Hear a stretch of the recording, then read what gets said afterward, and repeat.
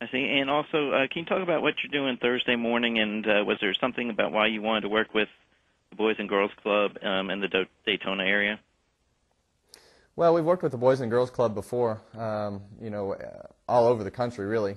And, we're going to have the volleyball event that Ream and Wiley X are putting on the beach. So that'll be fun to see some of the people in our sport in shorts, first of all, including myself, and playing volleyball, second of all, will be pretty entertaining in itself. And it's for a good cause. Everything will benefit the Kevin Harvick Foundation, and it's open to the public at the beach. And so it'll be a lot of fun, and to see all the kids from the Boys and Girls Club out there having a good time is really what it's all about.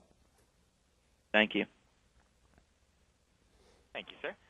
And just as a reminder, if you do have a question, please press star 1 on your telephone keypad at this time. And our next question comes from Claire Lang from Sirius NASCAR Radio. Please state your question. Thanks. Kevin, you were talking about the 18 and the new cars that are coming out for Nationwide and how it will equalize things. How much of a difference you think that will make? How far ahead was that 18? Well, they've been pretty dominant over the last 3 years, the 18 and the 20. And obviously the rest of us have been playing catch up, and I feel like we've closed the gap, but now we have an opportunity to close the gap all at once, and they're still gonna win races and be just as competitive as they are now. But I feel like we've been playing catch up, and this is our chance to take advantage of the opportunity. And whether we do that or not is yet to be seen, but it at least gives us an opportunity to have that opportunity to catch up.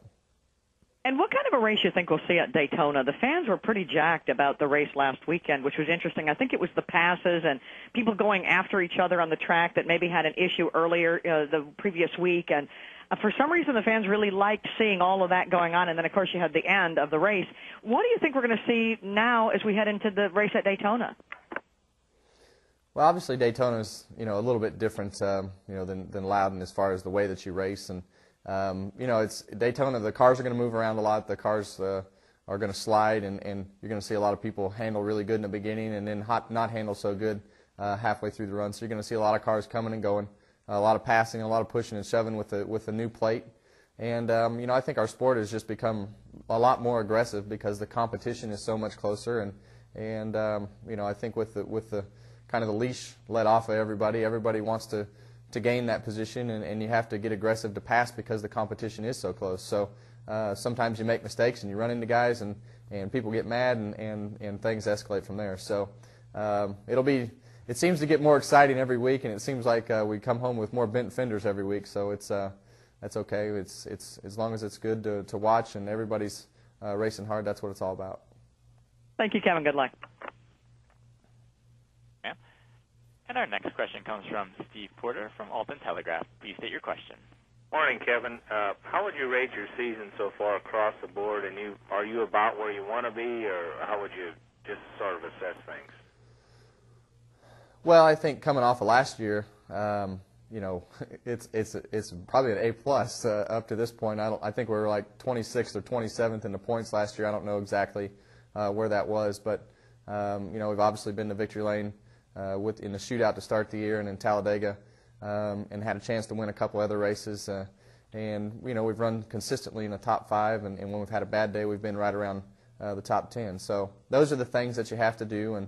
And I keep hearing everybody talk about you got to win more races, and you got to do this, and we'll win a couple more races, and that's what we got to do. But the consistency is really what we're looking for. And if you're consistently in the top 5, those will be championship numbers, and you'll at least have a chance. So last I checked, the point system in the last 10 races is the same point system that we're under now, and so far everything's gone pretty good. So unless somebody's changed the point system, the winning races is good, but you have to be consistent as well. Does that complete your question, sir? Yes, thank you. All right, thank you very much, sir. And our next question comes from Jeff Hood from RacingToday.com. Please state your question. Hey, Kevin, to kind of follow up on the last question, there's always a lot of talk about peaking during the chase. Do you feel like your team is on track to do just that? We have every opportunity. This is the best opportunity that we've ever had to win a championship. This is the best opportunity that we've ever had to prepare for a championship because of where we are in the points. I feel like the ball is in our court. Obviously, you're going to have to knock off the 48.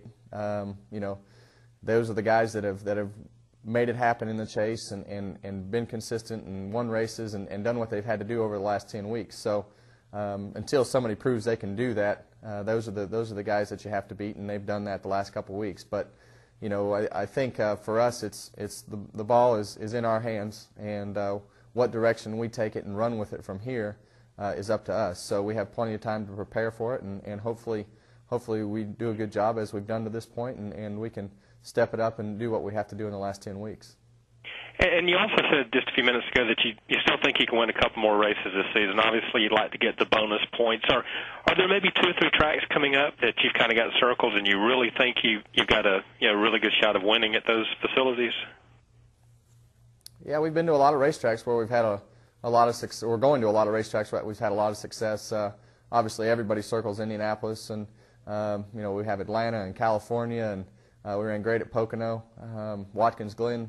So Richmond, I mean, there's a number of racetracks that we've won at and we've been competitive at this year. So, right now I feel confident that we can be competitive any week. The only place that we've really struggled this year has been Michigan, and we were off there. So, luckily that's not a track in the chase, but we have to go back there in a few weeks. So, I definitely feel we're going to be competitive. The thing I've learned over the years is when you start trying to force the issue. And I learned this lesson the hard way this year. At California, we hadn't won in a while and tried to force the issue, made a mistake, and cost ourselves a chance to win instead of just being patient. So you can't force winning. You just have to run good, run consistent, and run hard, and put yourself in position to win. And, we've won 13, 14 races in a year between the Nationwide car and the Cup car, and some years you only win 1 or 2. So you just have to be in position, and how many you win is just how the cards fall.